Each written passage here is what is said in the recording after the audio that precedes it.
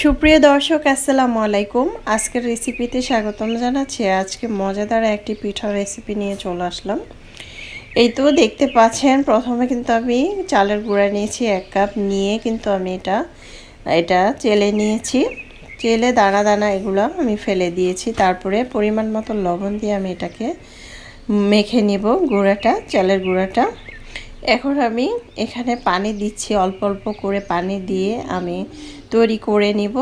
দেখতে পাচ্ছেন আমি কিভাবে তৈরি করছি সেটা আপনারা একটু খেয়াল করলেই কিন্তু পারবেন। যারা নতুন রাঁধুনি তাদেরকে বলছি, পিঠাটা খেতে অসম্ভব মজার। এই যে দেখতে পাচ্ছেন, মাখার পরে যখন এরকম হাত দিয়ে চেপে ধরলে এরকম দলা হয়ে যাবে, তাহলে ভাববেন এটা হয়ে গিয়েছে। পর্যায়ে দেখতে পাচ্ছেন আমি কিন্তু এটাকে চেলে নিচ্ছি খুব সুন্দর করে। আর এই পিঠাগুলো তৈরি করতে না এরকম ছাঁকনি দিয়ে মানে চালন দিয়ে ছেঁকে নিতে হবে।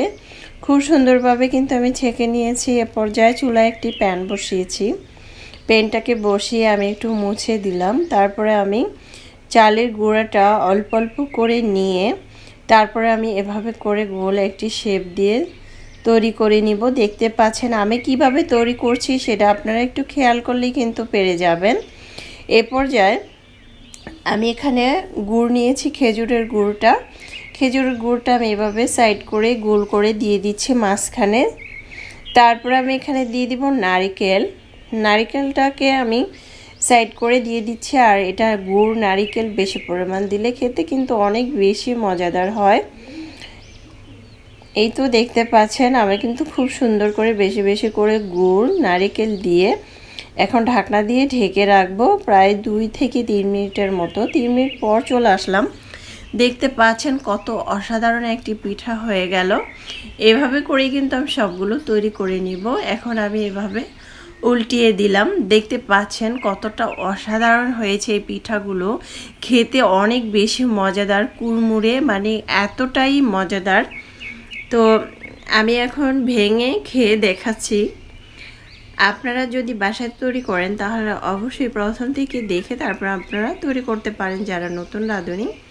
দেখতে পাচ্ছেন কতটা মজাদার পিঠা, আসলে আপনারা না খেলে বুঝতেই পারবেন না কতটা যে মজাদার এই পিঠাটা খেতে।